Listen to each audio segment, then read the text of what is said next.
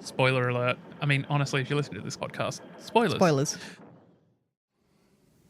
You are one of the most evil and corrupt beings this Time Lord race has ever produced. Your crimes are without number, and your villainy without end. Nevertheless, we are prepared to offer you a full and free pardon. What makes you think I want your forgiveness? We can offer you an alternative to your renegade existence. Regeneration. A complete new life cycle. People of the universe, please attend carefully. The message which follows is of vital importance to you all. We present to you a case study of one of the most dangerous minds in the universe. A history of the lives and times of the renegade Time Lord known as the Master. The Master. Call me Master. The choice is simple. Join us and continue listening, or face total annihilation. Listen. They are the Master, and you will obey them. You will obey me. Please attend carefully.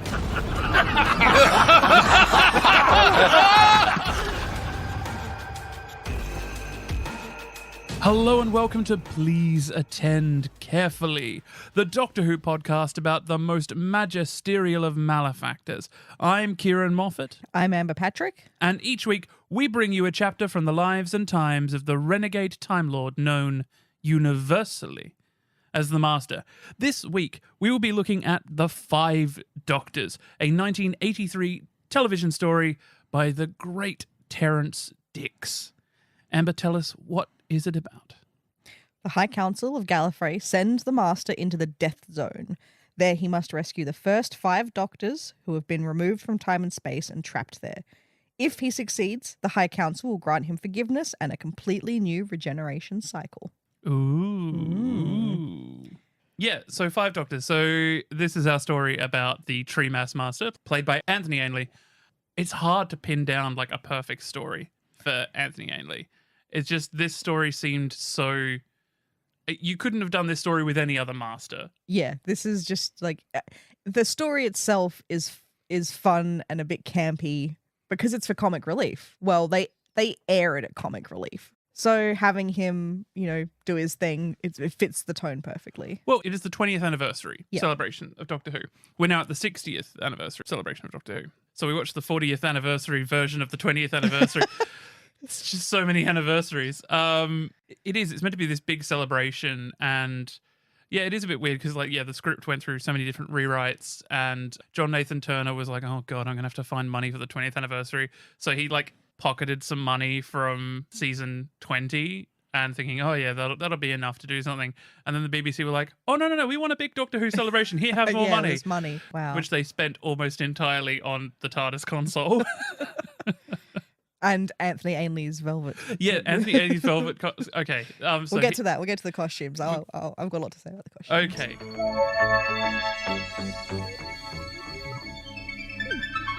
So, yeah, where do we start with this? I mean... coming at this from the perspective of the Master instead of the Doctor is a bit Well, yeah, so... different.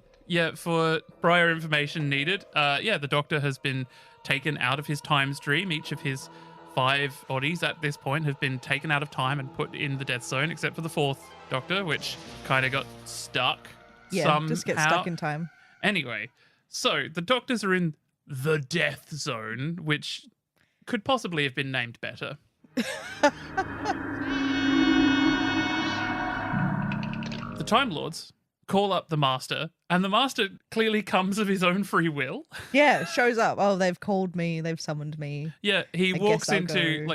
The Master, who is Anthony Ainley's version of the Master, has the potential to be one of the most camp characters in Doctor Who, and yet he walks into the most gaudy room that has ever been portrayed in television ever. Yeah, it's puce or something walls, and there's a bowl of crystals on the table. And there's columns and fabric. And They've all got their harp. own personal calculator. Yeah, it looks awful. Tacky. Tacky Time Lords. It is very tacky Time Lords. You've had this place redecorated, haven't you? Don't like it. Yeah, so he's called there by the High Council, which the High Council is always of varying sizes. I love that it's three. It's in three this. people. They're the High Council, which is the Castellan. Other Castellans have had names. This Castellan has not. He has just been the Castellan. And Chancellor Flavia, and then Lord High President Barusa. Involving this person does not please me. The Constitution clearly states that when in emergency session, the members of the Inner Council are unanimous. Which indeed we are. The president of the council may be overruled. A ridiculous clause. So these characters have all been seen before. So the Castellan and Chancellor Flavia were in the Arc of Infinity the season before, and Barusa was also in it, I believe, played by a different actor. But then Barusa was also in 2 previous stories, played by different actors as well. So he's been regenerating. He's been regenerating a lot. Stop regenerating into older people. You don't have to. With all due respect, Lord President, your regeneration has not helped your stubbornness. So the Master is called in, and they treat him with a bit of contempt. They show off their... We have a power-boosted, open-ended transmat beam. Yes. His expression is amazing when he sees that. Like power-boosted open-ended transmat beam. So the Master comes in, and he's casual, he's swaggering, he's just there to have fun. One day I'll massacre all of you. Yeah, this is amusing. What do you want? I can leave at any point. This is a very great and, may I say, a most unexpected honor. And then they say that they need him to go and rescue the Doctor. Mm-hmm. What must I do? Rescue the Doctor. What? We should point out that it is being set up not only in the narrative that it's probably the Master behind all this, but in a lot of the advertising for the special, it said, like, the Doctors face off against their enemy, the Master, which isn't actually the story of this, but it seemed like they were heavily pushing the narrative that it was going to be the Master behind it all. Originally, Terrence Dicks did write it that it was the Master, but then John Nathan Turner was like, maybe on this occasion that is a bit too obvious, and it's a special, we should probably try and surprise everyone, so let's not make it the Master this time. Yeah, exactly. I take it you are responsible for our being in the Death Zone? For once, I'm innocent. So there's a lot of visual cues that try to make us think, like you see a lot of black gloved hands moving at controls. Yeah, and Ainley's acting in a way that where you can't really tell if he's surprised or if maybe he's acting surprised. Well, the Tremas Master always keeps his cards close to his chest. He's always basically sniggering at people whether or not it's warranted, just to sort of, I know something you don't, even if he doesn't. Will you go? Will you? And rescue the Doctor. Yeah, so he is asked to rescue the Doctor, who has been trapped in the Death Zone, who has been scooped out of time using, amazingly, a time scoop. And then put into the Death Zone. The Doctors are all there, including the third Doctor got to bring his car along. Yeah, and they've all got a companion each, Yeah, but they've all been shuffled around. So the Master first approaches the third Doctor. Yep. Who Is with Sarah Jane and the driving in Bessie. Yes. Lovely, as we mentioned when we watched this, lovely roads through the Death Zone. Lovely roads through the Death Zone. The Death Zone really takes care of its roads. Yeah, Even with all the lightning that's striking everywhere trying to kill people. Yeah, so he runs into John Pertwee, the third Doctor, which I think for Pertwee, I wonder what this was like, having to act against another Master. You know, that Yes. maybe that pang of maybe missing Delgado would have been with him. But yeah, I just thought it was interesting that he's another one that he's acting against. Especially seeing as Anthony Ainley is styled, let's face it, very similarly to Roger Delgado. A lot more camp, a lot more, he's a lot more flamboyant. Whereas Roger Delgado was very straight-lined, Nehru-collared, grey suits.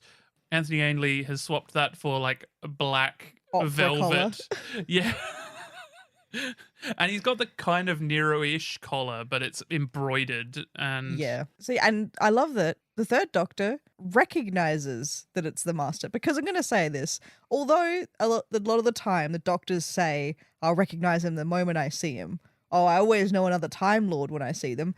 They rarely do. They just don't. it is down to the personal preference of the writer and the plot device needed. Yeah, but Pertwee, he's like, oh, I know who that is. Like, he recognizes him and he says, he tells Sarah Jane, it's the Master. Yes, which Sarah Jane Smith never met the Master. No. The most iconic companion in Doctor Who never met the most iconic villain in Doctor Who. Jehoshaphat, it really is you. Yes, well, I should have known you'd be behind all this. Doctor, who is it? That's my best enemy. He likes to be known as the Master, don't you? My, but you've changed. Another regeneration. Not exactly. Actually, we should say, rewinding quickly back to the council chambers, they offer the Master, if he finds the Doctor and helps him, they offer him a complete new regeneration life cycle. Which is probably the most tantalizing thing. He goes in there possibly all offer. arrogant, ha ha ha. The second they offer that, he says, what do I have to do? Yeah. Because the Master has used up all his regenerations. He burned through all his lives. He was in this decayed body, which he then used the Trakanite source to bond with Tremas and steal his body and stabilize it. So he's at the end. He can't go any further. Yeah, he's got to find something to do to keep living in this body. Yep. We also get the most iconic Master line possibly after I am the Master and you will obey me. And it's a universe without the Doctor. Scarcely bears thinking about. Cosmos without the Doctor scarcely bears thinking about. Yeah, it's a beautiful line. It is a And beautiful line. I love that little insight into his and the Doctor's relationship, and that it does feel like he's being sincere Yep. in that moment where he doesn't want to think about the universe without his best friend. He no longer exists. Not in any of his regenerations. The Doctor has been taken out of time. So flash forward to him confronting the third Doctor in Bessie, and the third Doctor's just like, oh, you're just a con man. You're just... Yeah, he's so dismissive. Yeah, he's just like, here, I have the seal of the High Council. Oh, it's obviously stolen. It's like, what do you want from me? Forged, stolen, no doubt. And yeah, but coming from a Doctor who every single week it was the Master behind everything. Yes. Maybe you can agree that it's like fair enough coming from him. He's sick of this man's shit. It's funny because the last time Third Doctor saw the Master had started an intergalactic war between Earth, the Draconians, and the Daleks. So to suddenly That be was a driving busy along, afternoon, wasn't it? to suddenly be driving along in the death zone and you see the Master, you probably would be pissed off. Do you have any idea what I had to do to fix what you did? You just ran out of shot last time I saw you. I mean, that's a bit of a habit. Sent here by the Time Lords to help me? I've never heard such arrant nonsense. I happen to be telling the truth. I carry the seal of the High Council. It's forged, no doubt. See for yourself. Stolen, then? I'll return it at the first opportunity. So this is an interesting point. The Doctor playing off their Master. So the Doctor and Roger Delgado play off each other very, very well. Anthony Ainley's Tremas Master is a very different person to the suave Master. Yes. So the third Doctor is playing off against him as if he's the suave Master. And Anthony Ainley can't behave in the same way. He's like, no, I'm genuinely... Like, this is a moment where you've missed all of the character development up to this point. Yeah. Yeah. You have not seen my character development. How angry Tremas Master gets with the Third Doctor, being like, I knew this would be difficult, but it didn't know it'd be because you're so stupid. Yeah. Like, he's frustrated with the Doctor, but not in the normal way, because he's actually trying to help. Yeah. Which is shown when he later has a conversation with the Fifth Doctor. And the Fifth Doctor does somewhat believe him. And they're actually managing to have a conversation because the Fifth Doctor knows that if there is any situation where the Master would be telling the truth, it would be something akin to this. Yeah, and also, like, this Five and Tremas Master are, I guess, a pair. You know, I know that he hasn't played off against them yet, and Tremas Master will play off against 6 and 7. Yeah. But at the moment, he is Five's Master. Yeah. So they do have that thing. If it had been Delgado on the side of the road, his Master, Pertwee might have believed him more. Exactly. Exactly Because my point. It would be like, okay, I don't know who this regeneration of the Master is. He could be really slimy. I don't know him, so I'm not going to trust him. But if it had been the Delgado Master, maybe there would have been a bit of a different conversation. If you will only listen, I'm here to help. You help me? Rubbish. This is some kind of a trap. I knew this was going to be difficult, but I didn't realize that even you would be so stupid as to make it impossible. One thing, so once again, I read the novel for this. Yes. It's by Terrence Dicks, so he just novelized his own episode. Yep. Sarah Jane believes the Master. She's like, no, I think he's telling the truth. Like, she sees the lightning bolts on the horizon, like, striking around in places. Mm-hmm. So when the lightning strike happens and the Third Doctor thinks that it's a trap, She's like, no, it's happening everywhere. Yeah. She's like, no, what? You can't leave him. We have to take him with us. And as the doctor drives away, she's pleading with him, like, what are you doing? You can't leave him there. You know, he needs our help. We need to help him. Yeah. I knew it. A trap. These thunderbolts are everywhere. No, we can't leave him. You just watch me. Terrence Dicks is an amazing writer. He's written more novelizations than... I can't think of a comparison. It's just, it's insane. Like, I go and look at my shelf, it's just all Terrence Dicks. Also, fun fact, this book, due to an error, came out a week before the special aired. Oh my God, It really? hit the shelves first, and no one knows why. I couldn't find a reason, and from all the interviews I read, like, no one knew why it came out early. They couldn't figure out if it was a decision by the publishing company or the BBC or anyone, but there it was on the shelves, and all the Doctor Who fans had a huge moral dilemma. Read it and spoil themselves, or wait until the episode aired and then read it. There would have been someone who would have just read it and spoiled it for anyone they knew. Yeah, it would have been harder to pass. Like, it would have been word of mouth back then, because you couldn't have, you know, obviously no internet to post, and fanzines couldn't have went to publish that quick and distributed that quick. So that's insane. I can't believe that happened. Yeah. It's the level of where we are now. It's like the 60th anniversary. Yeah, if the novel for the 60th came out right now, you know. Yeah, like I've got all 3 of them pre-ordered right now. They're meant to publish just like a week after. Yeah. And I should get them in the mail. But yeah, if I got them like tomorrow or something like that, that would be insane. But nowadays it would be everywhere. Oh yeah, it would, because we have the internet.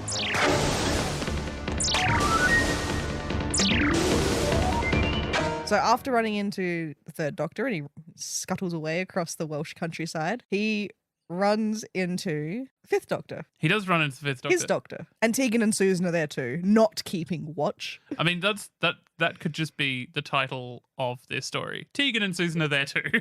Yeah, at least Tegan does some stuff. Yeah, I feel that's just because Janet Fielding is her own best agent. Yeah. So they have a bit more of a civil conversation. And then, but I do love the part where the Fifth Doctor's like, do you have any credentials to prove that you're here on behalf of the High Council? And he's like, previous self stole it from me. You should remember this. Of course, it's a wonderful excuse that they put up, like every time a Doctor crosses his own timeline, he doesn't remember it because of temporal something or other. Yeah, when they're too close to each other, they don't remember things. Yep. And just as they're getting into the swing of their conversation, Cybermen. Yeah, Cybermen turn up. Oh, the amazing. Oh. Yeah, incredible line read.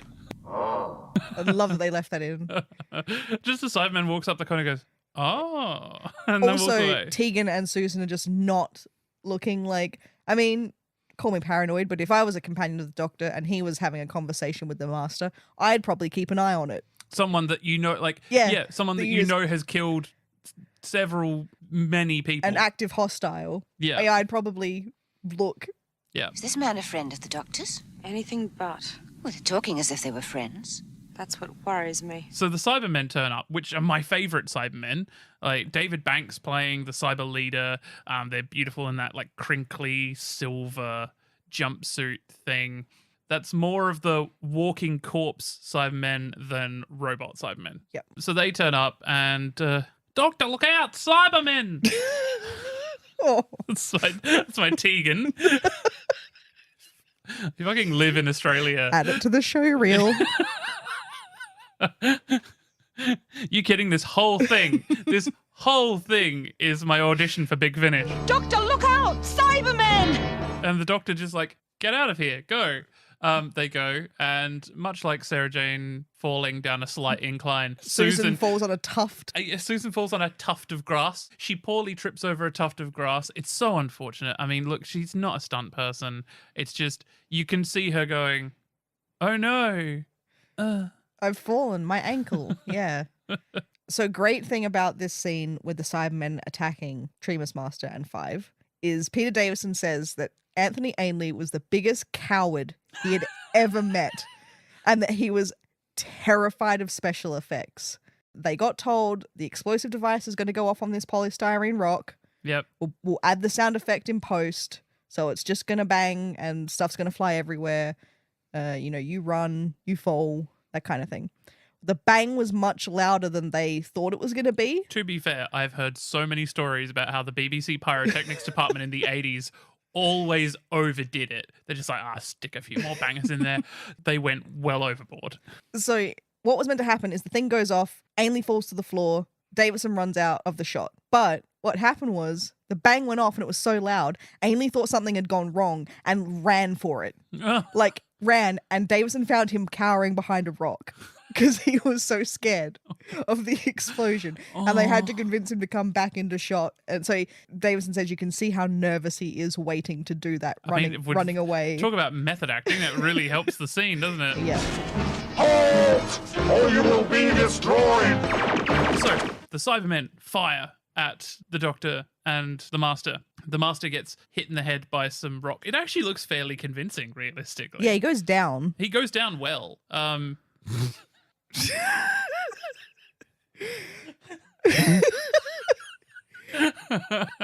Right, so what I want is just to get all of the out of context voice clips and put them together. Yeah, I will. That can join the other one that was, what does he plan to do? Take him in his sleep? I think the problem is I'm stuck in a bit because I don't think there's any topping last week's episode, like last week's record. Okay, so the Master goes down. Fuck's sake.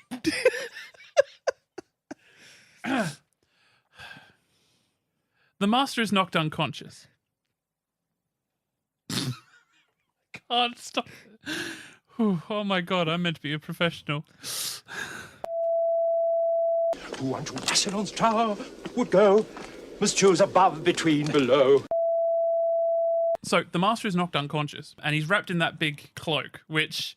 Do you want to talk about the cloak? Yes, I do now? want to talk about the cloak. Let's talk about the cloak. So yes, the costumes were done by Colin Lavers, who... I know that this episode gets a bit of flack for the bubble wrap dress, but it does give us the giant opera coat that Ainley is wearing, which we don't know where he gets from, because he goes into the death zone via transmat beam not wearing it, and then shows up in the death zone with it on. It's fantastic. He's manifested himself a giant opera cape. I don't know why there wasn't a scene of him just standing on an outcrop, just looking majestically, and just the cape billowing in the wind. So the cape exists because his costume, the crushed velvet attire, is one of the only ones they actually had custom made for the show. Most of the other costumes are hired, but this one was made for him. And it is so expensive because of what it is made of. They're the best crushed velvet. And it's all embroidered on the collar. And when the costume designer, Lavers, when he found out that they were going to be recording in the Welsh countryside, he said, no way is Ainley wearing that beautiful outfit in the Welsh countryside. He has to wear something over the top to protect him because we can't get that costume damaged. There's a whole reason, not for his, warmth or anything like that. As we can see, Tegan and Sarah Jane and Susan are just walking around in high heels. Everyone was utterly miserable except for Anthony Ainley, who was walking around. Oh, I'm quite nice, crushed velvet and a really nice big thick coat with a ridiculous collar that keeps pushing because his hair is slicked back. It's like it is gelled back with like into one solid piece. Like anyone who has over gelled their hair knows what that's like. And like the collar keeps lifting his hair up. I don't know why I'm doing the visual things. I'm doing it for your benefit. No one can see them. But the hair keeps sort of lifting up at the back and it looks a bit silly. He looks a bit like, is he meant to look Dracula-ish or something? To be honest, I don't think they really put much thought into it, being like, what's the biggest, best sort of master-esque thing we can put him in? Yep. And it's a good look because then when he gets knocked unconscious, he's he does a great job of like flicking it over so it like covers him. Yeah. Although the problem with the camera and like that whole outfit is that once the cloak's over him, because he's wearing black on black on black, black on black on black on black on black, he just looks like a black mass. Yeah. Just sprawled, just a mass of black. And his hand has the recall device. The recall device for the power boosted open-ended transmat beam. I will never not say that. It's too many qualifiers.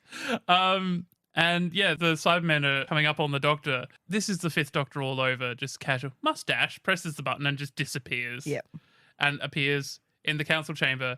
And he just says hello, and they all just sort of look at him like, No one says anything. Everyone just sort of looks at each other like, this wasn't meant to happen. It's what we wanted, but we weren't expecting it.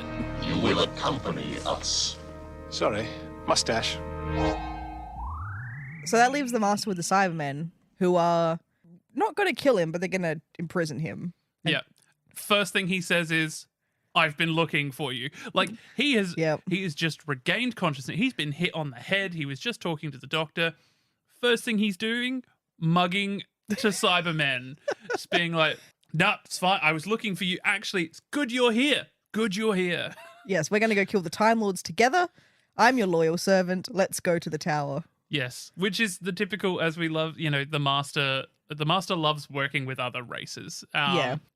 If anything, it's a nod to inclusion, really. This is not the Doctor. Take him. I've been looking for you. Kill him. I'm here as your friend. Who are you? I am the Master and your loyal servant. So he disappears for a while. Yes, him and the Cybermen are off, he's just like, come on, we'll go to the tower. He's obviously trying to impress them. And just how quickly he lies and just tells them exactly what they want to hear. Yeah. Obviously, we'll talk a lot more about the Cybermen and the Master there's two different stories, actually. There's obviously in Dwan Masters, Spy Masters. Yeah, he loves the Cybermen. And also there's a Great War Master audio with Unit and Cybermen. Yep, also Missy. Missy's also big with the Cybermen as well. So there'll be a lot more to talk about. Oh, and Sim in World Enough and Time. Oh, yeah. So heaps. So this it's weird how much the Cybermen keep popping up for later on with the Master. This is his first time on screen with them? It would be. It would be his first time on screen with them because, fun fact, the only time the Third Doctor ever starred alongside Cybermen was in this story. So never in his own period. And for those of you who are going to write in, Carnival of Monsters doesn't count because they're in a completely separate part of the miniscope. Okay. But also, Master's not in that story. So this is the first also the time. Master's not in that story. This is the first time that the Master has encountered the Cybermen on screen for us. Yes. Or is it? Are they in the war games? The Cybermen are not in the war games, no. Right. And whether or not that is the Master or not is something. So it's great. He lands on his feet so much. He's just like, oh, better make the best of the situation. Team up with these Cybermen, who he obviously knows of, and use them to get him to the tower, which is a great plan. Yeah, that's the thing about the Master, isn't it? He is always, I'm on your side. He's on his own side. They are on their own side. You don't have to play their game. You can defeat them, gain your revenge, but only with my help. Explain. Close by there's a tower, a fortress of your enemies, the Time Lords. It's well defended, but I can help you break in. He ends up going through the front door of the Rassilon's tower. To Rassilon's tower, who go must choose above, between, below. He chooses between. And so the next one we encounter is not William Hartnell, but the First Doctor. First Doctor played by Richard Hurndall. Actually, we do see him again before then when he sees the Third Doctor That's right. ziplining, and he's like, ever resourceful, Doctor? Yes, the Doctor ziplining, which I hate it. They fixed it in the new Blu-ray box set, so that he's actually physics works. Yeah, they get rid of the shot that shows you how it absolutely doesn't work. Yes, they get rid of that shot so that you're left believing, okay, maybe this could work. But he sees him, he just like looks up at him. Yep. Which I love. Just always on the lookout.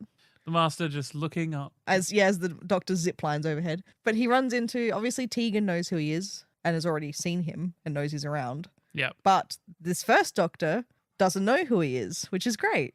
I mean, this is the thing. Like, she's standing there while the Doctor's calmly having a conversation with the Master. The Master killed her aunt. And this is Dad.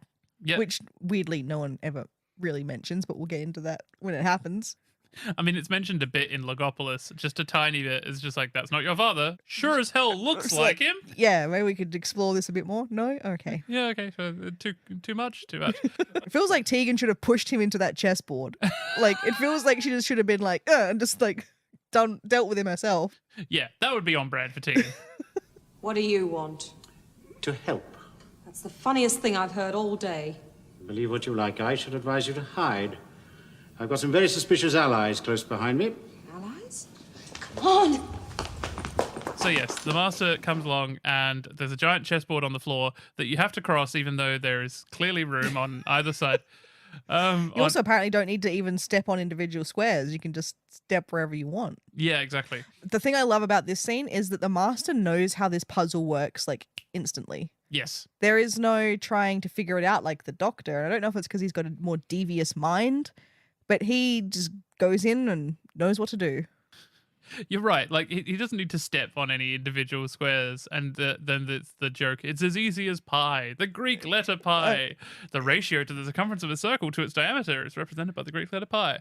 And so apparently the only way to get across the board isn't to actually step on any proper squares or anything. It's to just visualize in your mind 3.14159265358. It's such a bizarre scene. Like, it's great for the visuals and what we get. Oh, yeah, and the puzzly nature of getting into the tomb, but it doesn't make any sense when you stop to think about it. Yeah, and of course, yeah, the Master tricks the Cybermen across, Which is fantastic. It is great. The Cybermen, He doesn't need them anymore. They got him to the got him tower. where he wanted, yeah. And then he tricks them all except the Cyber leader, who he kills with the cyber gun. Yeah, which is also awesome. Yes. In the book, Terrence explains how the Master like skips across the board, but then there's like a front roll and like rolls over and then like comes up for an action shot after he's like rolled over. Clearly Ainley wasn't physically, gonna do that. Aww. But he's like, yeah, it's a real action kind of moment.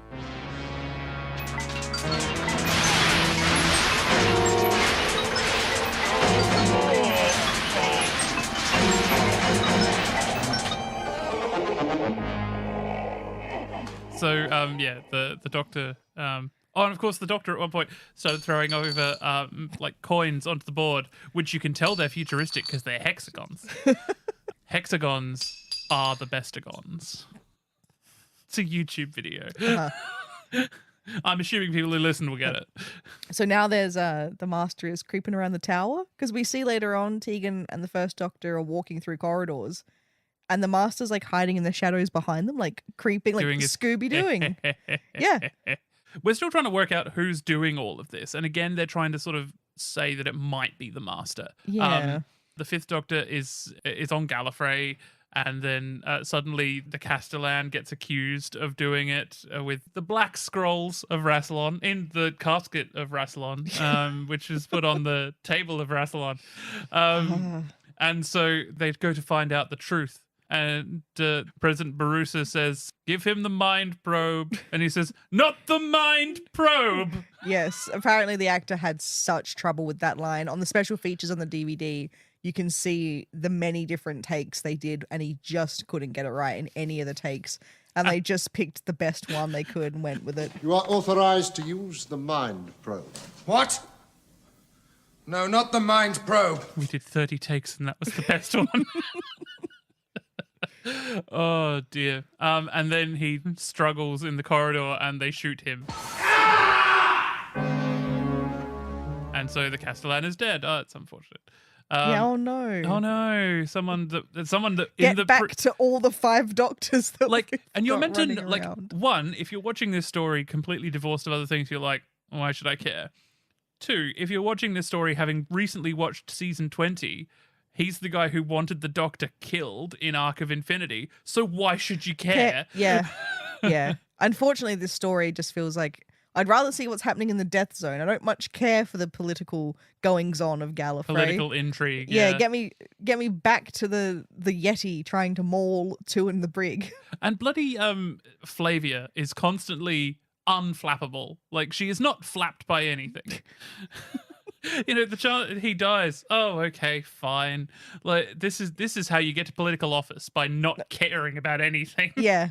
But then the Doctor goes looking for the president, and he finds the harp of Rassilon. And and the painting of the harp of Rassilon. Yeah, the painting of Rassilon's painting of the harp of Rassilon. And he decides that, it's a secret door. I'll have to play the tune of Rassilon. And he plays it, and he opens, and he goes into the room with the time scoop. And you find out that, shock horror, it's not the master behind all of this, but it's President Barusa wearing black robes and black gloved hands that make him look just a little bit like the master, and a hat, a coronet, which, if anyone's seen Blackadder 2, is covered with lumps of purest red. Yeah. It's not particularly shiny or interesting. It's a BBC prop. It is BBC prop. It's just fine. I love in this room, so we've got all the little models of all of the people that he's put into the death zone with the time scoop. But there's a little master figure, which we know from earlier on. We probably should discuss it then, but it was not the president's idea to send the master into the death zone. The High Council overruled him by being unanimous without his vote. Which apparently the High Council is those two other people. So they're unanimous against him. Why have a president if two other people can unanimously be like, we decided so? You get a choice. Like when you saw the High Council, when you've seen the High Council in other stories, there's like half a dozen of them. Yeah. But there's just that they could only afford these three, apparently. I mean, look, there were already too many characters in this story. Too many characters. So Barusa never intended for the master to be in the death zone. But I love that he's got it together to build a little model of the master. Like, well, I better have a model of him if we're doing this properly. Can't not have his little figure go into the board. Unless the whole time he was, sort of, oh no, I don't want him there. Well, I think I shared this with you when I watched it. I think he should have just sent in 5 masters. Because doctors have a moral high ground to defeat evil, whereas the masters would have killed each other for the immortality, and then you step in to take it from them. Yeah, but you see, if you are to look at all of this from a purely objective standpoint, the doctor's got a better cleanup rate, especially against the master. The whole thing is massively convoluted. And of course, this is the point where we find out that the president has done this to gain access to the death zone, to the tomb of Rassilon. Yep. The tomb of Rassilon, where Rassilon lays on the dais of Rassilon underneath the light of Rassilon. This is the game of Rassilon. The harp of Rassilon. The coronet of Rassilon. Black scrolls of Rassilon. The casket bears the seal of Rassilon. Well, the tomb of Rassilon. Rassilon's tower Of Rassilon. Rassilon. Rassilon. Rassilon. We could be playing the game of Rassilon at this very moment. Rassilon holds the power of immortality. Feels like he lost confidence in that word as she went along. So Rassilon has the power of immortality. 3 of the doctors have made their way there whilst dodging past phantom incarnations of their previous companions who are just standing in lights screaming. And of course, Zoe in bubble wrap. Yeah. Now the bubble wrap thing happened because no one informed Costume or anything like that she was heavily pregnant. So to be fair to Costume, they did a good job because she doesn't look heavily pregnant in the that's film. the thing. So she showed up on set pregnant. They were going to put her in a PVC cat suit. Think Catwoman, Michelle Pfeiffer's Catwoman. She wore a costume like that. Yeah, so they were going to put her in that. And then she showed up and they were like, oh, she's never getting into it. Like, not going to happen. We can't put her in this anymore. But surely So they had to suddenly rush round the set to find a costume she fit in, because I'm guessing they probably didn't have many female costumes around for a pregnant woman to wear in those days, as demonstrated by what all the other women are wearing. That's my little tangent for a second there. So they wouldn't have had anything for her to wear. So they were rushing around, and then they got something for her, and it didn't look right, and she was obviously very pregnant. All they could think to do was to just wrap her in bubble wrap and make it look vaguely spacey, because there was no time for them to do anything else. I mean, to be fair, bubble wrap is one of the stalwarts of Doctor Who. Yeah, so that's the story behind that. It wasn't a choice they wanted to make. They had to.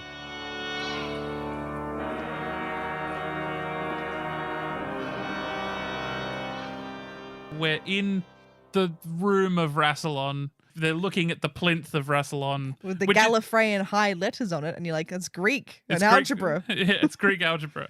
To lose is to win, and he who wins shall lose. Which one of the doctors is that? That was my best John Pertwee. To lose is to win, and he who wins shall lose. Not great. I've reversed the polarity of the neutron flow. No? Nothing? Bit Okay. gravelly. Yeah, sorry. Okay. So I'm not trying to freak No, you. no, it's fine. Wow.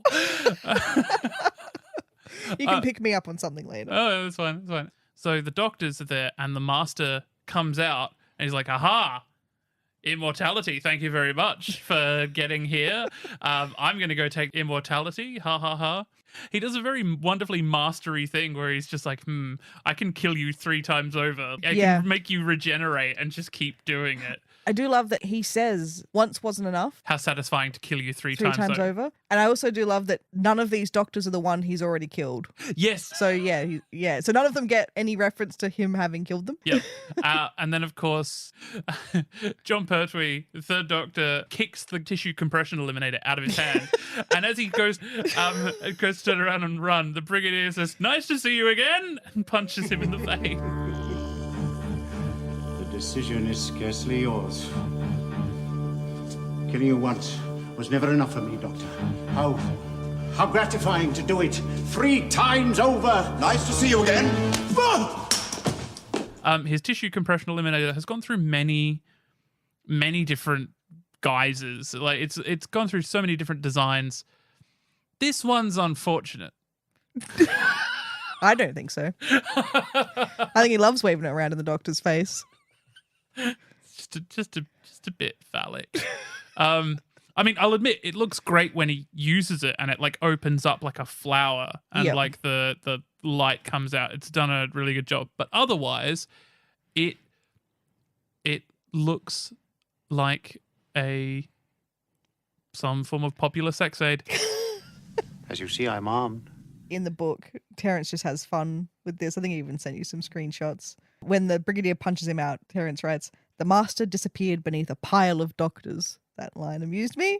And it also did the line, "The master lay in the corner, firmly bound with ropes made from a torn up wall hanging."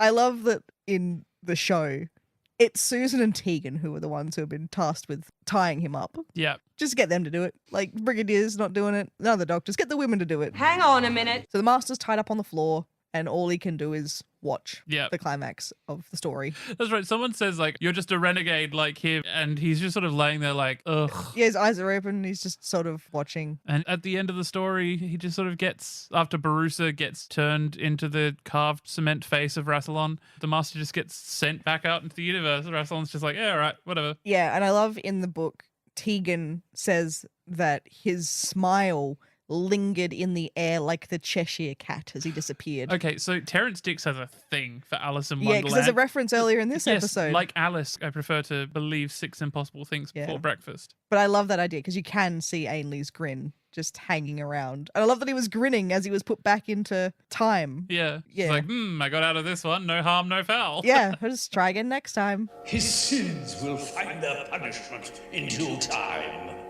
So this episode he isn't in it heaps, but he does have some fantastic scenes. And that's why we chose this. Also because he is the only master who gets to play off of that many doctors at once. And he does it so well.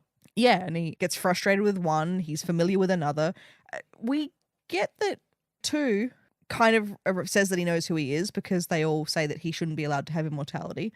1, so after Ainley goes across the chessboard, 1 says, "What an extraordinary fellow." What an extraordinary fellow. I do love that because I do love that 1 low-key sort of falling for the master, being like, who is that man?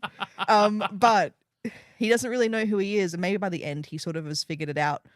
But it is fun getting to play with that many doctors not knowing who he is. As you said before, whether or not Time Lords can actually tell when there's another Time Lord or whether the Doctor can actually tell it's the Master. On my show, we're operating under the canon that the first Doctor has already met the Master, the Inventor Master, and the second Doctor also met the Inventor Master. And they all went to the Academy with, maybe not necessarily the Master, but they went to the Academy whether with... he was called Koshai or Magnus. Yeah, they went to school with him. Yeah. So they all do know him. It's just when the face changes, do they know him? Do I know you, young man? Believe it or not, we were at the academy together. Yeah, so the man behind the master in this episode, Anthony Ainley. Yeah. So I swear someone told me years ago, and I've since not been able to find any evidence of it, so it may be wrong. Someone told me that Anthony Ainley was independently wealthy and that he was a member of the aristocracy, that he was Lord Ainley, and that basically he didn't need to act, and that he only acted in Doctor Who because he loved being the Master. That much we know is true. We know that he loved being the Master. Yeah, now I've heard, independent of what you've just said, I think I've heard that somewhere, whether or not it wasn't true, and it was a rumor that we both at some point heard. That might be conflated with Charles Shaughnessy, who played Maxwell Sheffield in The Nanny, because he was Lord Shaughnessy. Right. What I did know, because I did try and look when you mentioned that, he inherited a lot of money off of his father. So independently wealthy is true. Right. He did have a fortune that he inherited. Couldn't find anything about the landed gentry. But yeah, the other part is true. Okay. Do you expect me to believe the fantastic tale you've just told? He is, and as we know now from a biography that was published about him, a bisexual king. I mean, it's nice to have it's nice to have a bisexual idol in Doctor Who. Are you cool with me saying that we're both queer? Yeah, we're both definitely. queer. And yeah, I mimic that. Yeah. When I read that, I was like, oh wow, that's actually really fantastic. No, he was closeted though. Yeah. Because they didn't find out until they wrote his biography, and they found a bunch of letters that had been written between him and various partners throughout the years, and there were male and female partners included in all the letters. So they were never released. The author, thankfully, kept them all private and didn't want to breach the privacy of anyone contained within the letters. So, but yeah, we now know that of him, and it's really great. And yeah, as you say, being Doctor Who fans who are queer, having one of our favorite characters being like, oh, of course, it's great. Yeah, it is really it is really good to know. And I don't want to be like, oh, now you can see it. I don't want to be like that. No. It's like you were saying when we were watching it, he does a lot of acting just with small parts of his face, just his lips. Like he can act with just his lips. Yeah, it's like he just keeps his lips as far forward on his teeth as he can, and only lift the corner of his mouth to talk. Hello, I can't do it. It's not going to sound right. But yeah, it's like any of the impressions we've done have sounded right. And it's also good to know that they clearly had fun together, because after they filmed this, the Five Doctors, they went and did Panto together. Yeah, with Peter Davison's wife. Yeah. Sandra Dickinson, who was Trillian in The Hitchhiker's Guide to the Galaxy. So Ainley played the villain. Yeah. The person that they would have been like, he's behind you. So Anthony Ainley plays Baron Hardup, which is, hard up for cash. And right. But yeah, it's clear that they have fun together if they're doing other projects. Outside of it with each other. And Anthony Ainley, despite, yes, as you called him before, a ham. He can be. He's having a great time, and he brings a fun energy to the Master, who I think him and, as we'll get into another time, him and Missy are the two Masters that are having the most fun. Yes. I think fun, not like taking pleasure in the torture that they're doing and things like that. Although Missy does. Yeah, of course they do it as well, but just genuine fun. I think what it comes down to, what you can read into it, I suppose, is from the point of view of the Tremas Master is like a body that's been stolen by the Decayed Master, and he has been decayed for so long that this is the first time in ever that he's not been in pain. Yeah, it's true. He is. There is so much fun and little joy and, this twinkly little Scooby-Dooing around the place. He skips across that chessboard like he doesn't have to. In no way relevant to pie. Try it, Doctor. It's as easy as pie. As easy as pie? As easy as pie? That's what he said. Yeah. No, he didn't. That's probably one of the reasons why we both love the Master from when we first started watching and seeing Ainley, is that he's a villain, but he is not unlovable. Yeah. He's completely lovable as the villain, and when he shows up, you are excited that he's there. And being tricked by a disguise is great, because of course it's him dressed up as that old man with all those hats on.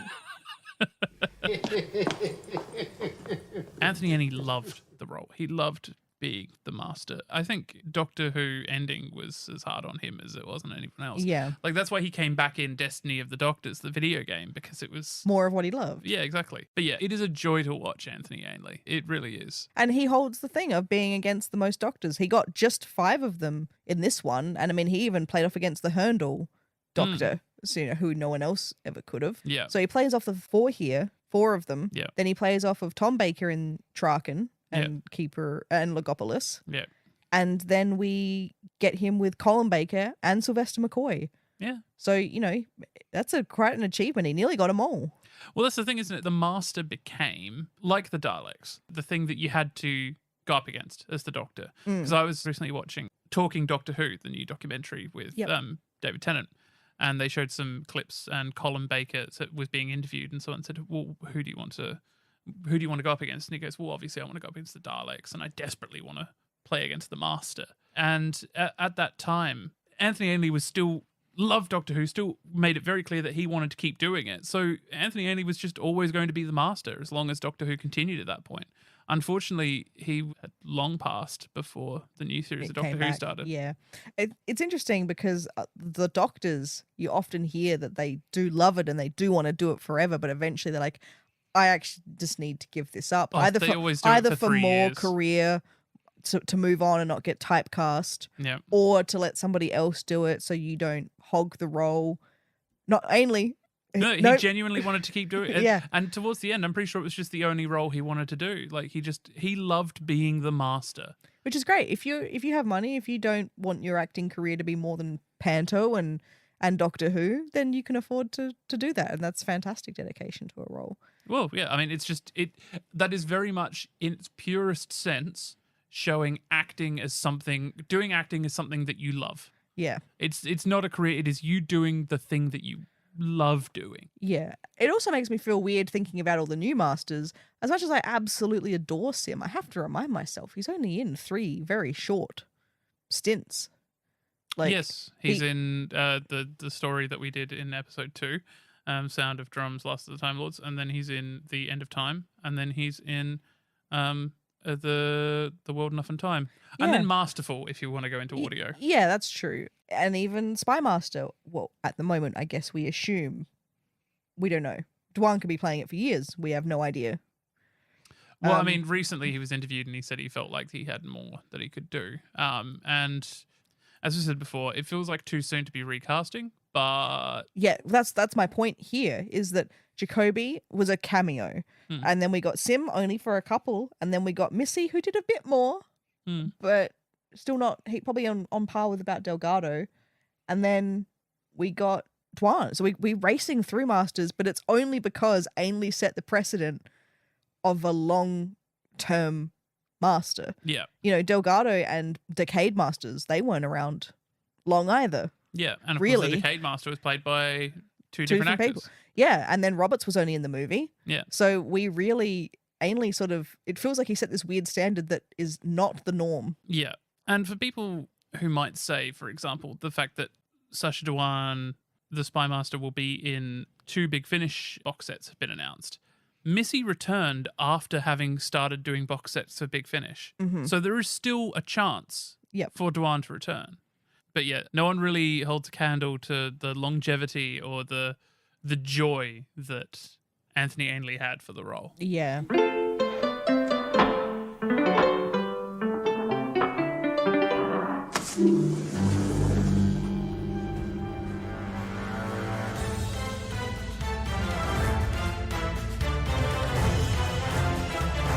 So, Ciarán, were you attending carefully?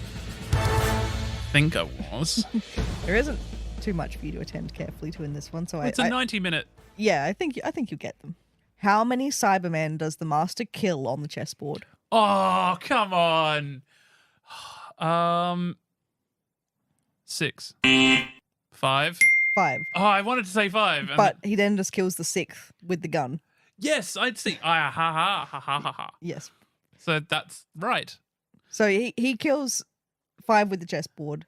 And then you said how many does he kill on the chessboard? Fine. I might have misled you a little, but the safe path across the board changes with every journey. You will show me. the safe route, or I shall destroy you. In what order does the Master encounter the Doctors in this story? 3rd, 5th, 1st, 2nd. Yes. Who's that? I don't know. No, it couldn't be. Out of the question! You're hardly a suitable candidate. For anything. I could easily kill you if I wanted to. And not humiliate me first. Oh, that isn't your style at all. How does Barusa describe the Master to his face when he first encounters him in the chamber? A renegade? No. Creature? That is in the sentence. Yeah. Unfortunate creature? No idea. Most evil, corrupt being the Time Lords ever produced. Ah, that's quite a compliment, really. I think he does then later throw in some... Yeah, so. You are one of the most evil and corrupt beings this Time Lord race has ever produced. Your crimes are without number, and your villainy without end. Who is the only character to show the Master an ounce of compassion in this story? Sarah Jane Smith. Yep. She says, we have to go back for him. We can't leave him here. Yeah. And she genuinely seems scared for him. I knew it. A trap. These thunderbolts are everywhere. No, we can't leave him. You just watch me. What does the Brigadier say as he knocks the Master out? Nice to see you again. Yeah, we went over a few of those things. Nice to see you again. But yeah, so 4 out of 5. You can put little clapping sound effects in Yay. here. Oh, As thank a you. little extra thing. Oh. Now, the Yeti. Yeah. Do you know what makes the Yeti sound effect? Yes, I do. You do know? Yes, it is a flushing toilet. It is. Slow down. It is. If you didn't know, I was going to set you a challenge of trying to figure out what it was by next week. I do know what that. I mentioned that when I was on the Earth Station Who podcast. It's yeah. I learned that as a kid in the More Than 40 Years in the TARDIS documentary. Great. It's a Yeti. Where did it come from? It must have been left over from the games. You maddened it! Okay, Amber, what have we learned about the Master in this story?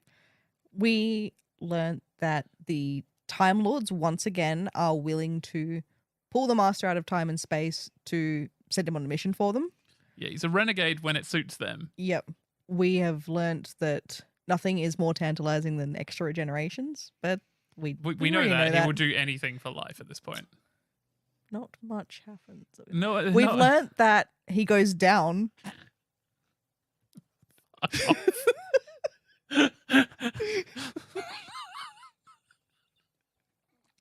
I'm a professional broadcaster.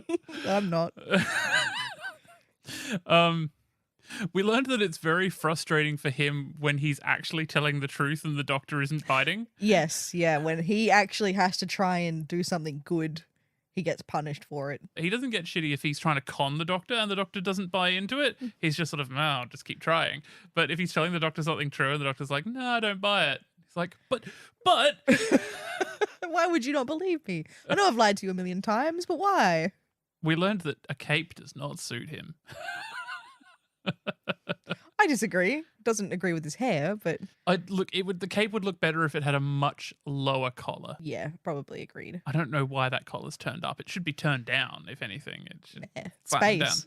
Down. It's space. It's space. He's in space. It's like the bubble wrap. Why is she wearing bubble wrap? Because it's space. As the 12th Doctor said, it's not space. It's a planet. No one comes from space. Although we say, we haven't really learned much, we have definitely... We've learned who the Tremas Master is. We've learned Anthony Ainley's performance. His delivery is something that you can't really distill down into something small because it's a beautiful, nuanced performance. Yes. We've learned that the Master has now seen every regenerational face of the Doctor. And will continue to do so. Yeah. And previously, we had no reason to believe he'd ever seen some of the faces. I think we can basically assume from all the given evidence now that the Master has never seen the Doctor's technically 10th face, that Christopher Eccleston. Okay. because they've never appeared. Not even the War Master or No, Queen Martin. because, No one. Because it has to be, the continuity has to be kept that the 9th Doctor, 10th, has to not know anything about any other Time Lords. Mm-hmm. Even though that Doctor has met Livchenko, the Brigadier. So old friends are fine, but not allowed to have a relationship and not allowed to see another Time Lord or a Dalek. Plenty of Cybermen. I've gone off on a tangent here. Yeah. I like the Ninth Doctor audience. We've learned that. Yes. We've learned that the Master knows all of the faces up to date. Yep. We learnt one more thing. That the Master got dropped back into time and space by Rassilon. No one knows where. Yes. Presumably back into his TARDIS or wherever he came from, but he got a get out of jail free card at the end of the story. Basically, it's almost as if this story never happened. Do you expect me to believe the fantastic tale you've just told? What sort of a body count are we looking at? This one's really simple. It's 6 Cybermen. 6 Cybermen. Okay, so it's not his finest hour. No, but he's meant to be an ally in this episode, not the villain, so... Yes, it would be tragic if the ally went around killing people. And yeah, it's like killing Cybermen. Oh, God. I didn't think this would suddenly give me like an existential crisis about justifying lives, but like, does killing Cybermen count as... Oh, God. I mean, they're already dead, aren't they? Oh, God. Face. I know. I'm just going to have like some dark music just... Yeah, he is properly having an existential crisis, audience. Oh, God. What a great way to start the next episode. Hi, I'm Ciarán. Or am I?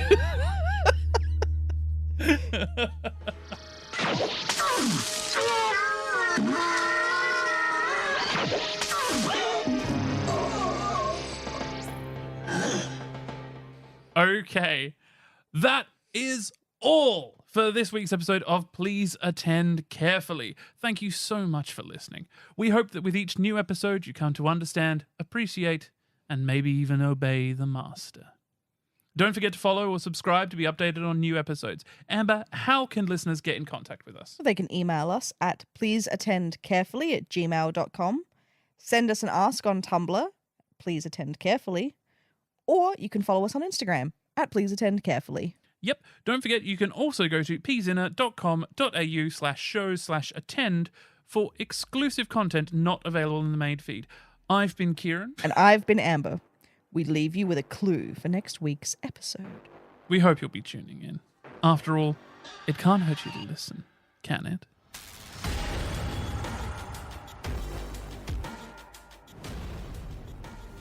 Here, what are you doing? Put that brolly down!